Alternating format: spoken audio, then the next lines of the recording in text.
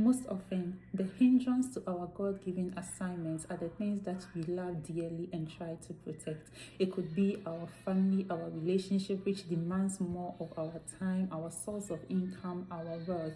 But the interesting thing is that it's not always that we will need to be in our comfort zone to obey God or to do the things that God is asking us to do. Sometimes the resources and the opportunities will align to make it easier to take the next steps, but at times we need to risk it in obedience. Look at the case of Esther.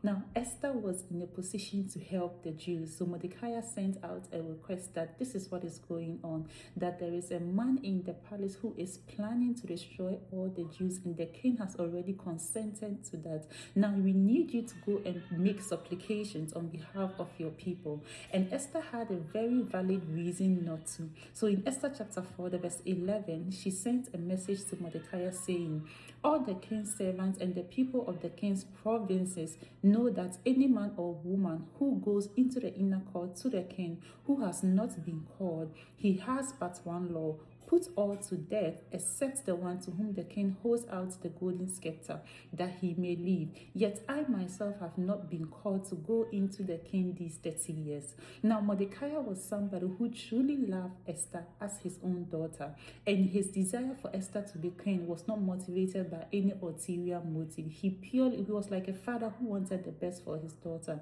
So when Esther got to that position and the need arose, he didn't even consider the fact that Esther was going to risk his life, because he knew what was at stake. He knew the assignment that had to be accomplished. So he sent a response back to Esther. And hear what Mordecai said.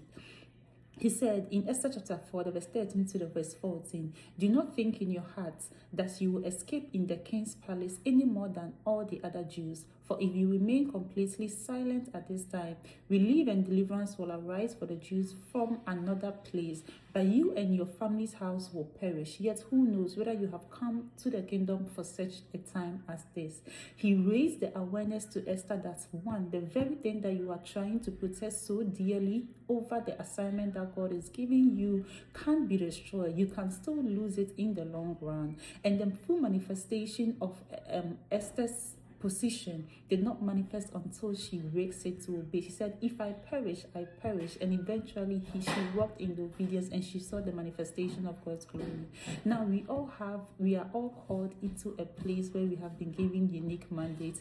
Whatever that is holding us back, if we are able to let go and take that risk of obedience, trust in God, He is able to protect the very thing that we hold dearly, even beyond our expectations.